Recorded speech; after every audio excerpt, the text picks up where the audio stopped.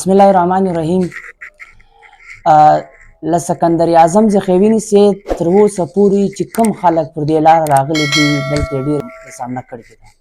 مارکو پولو راغلی دی، سکندر اعظم راغلی دی، منګول راغلی دی، عرب راغلی دی، او دا ټول دلته چې موږ کوم امپراتوري ده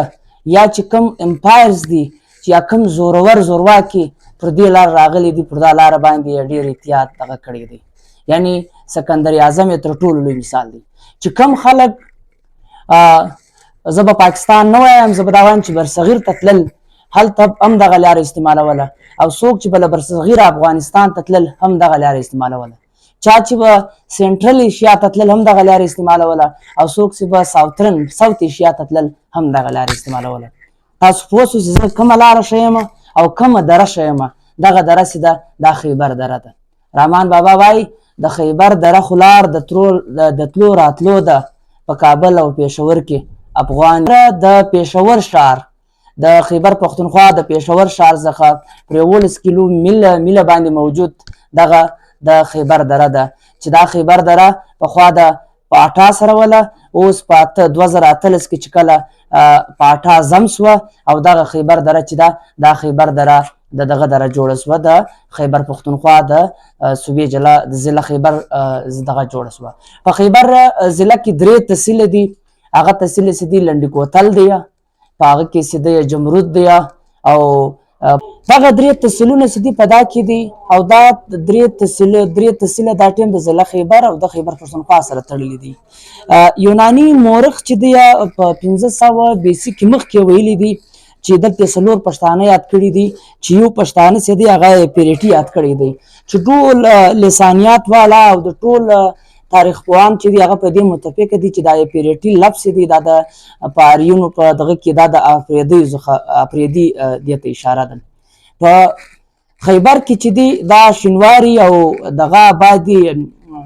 افریدي آبادي او دغه چې دی د پښتون افغان د قبیلې څخه یوه قبیله ده. بله خبره دا ده چې د خیبر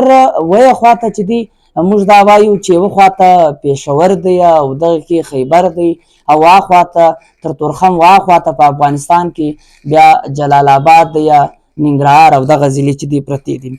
د خیبر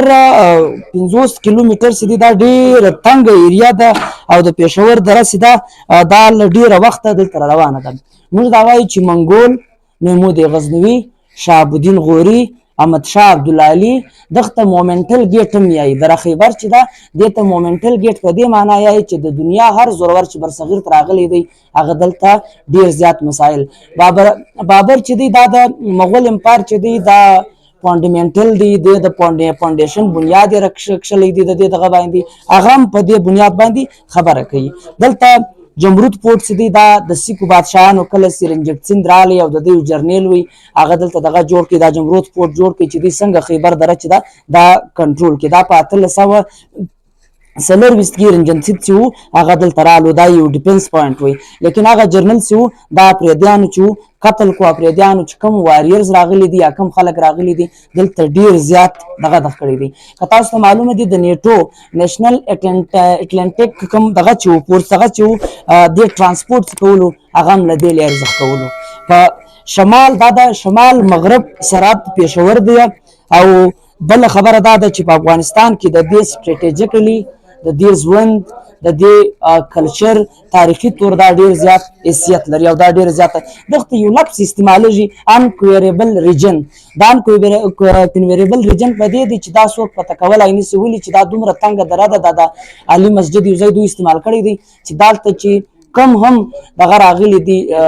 یرغل راغلي دي په دغه ځای کې سریدل دا د شکست خوړلی دی. دا د ګنداره تهذیب چې دی دلته د افریدي د کله د پېښور وادي جنګ وسو، ګنداره تهذیب دا ټولو پښتنو دغه جنګ کړی دی، او په دې جنګ کې افریدیانو ډېر زیات مین کردار ادا کړی دی.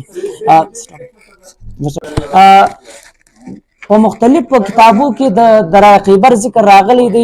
لکه زینوفون چې دی یا انانباس یو کتاب دی ډیر مشهور چې یو جرنل وی دا د سقراط شاګرد وی دغه چې دی د درای خیبر ذکر کړی دی په دې کتاب کې د لیکلي دی دا کم د سقراط شاګرد چې هغه دا ویلي چې دا د پوجانو د سفر علی لیکلی دی هغه د درای خیبر په حواله باندې ذکر کړی دی بابرنامه چې دا په دې کې د درای خیبر ذکر راغلی دی او دا هیروډوټس فادر اف د هیستوري دی هغه هم په دې حواله باندې دغه ذکر کړی دی او داسې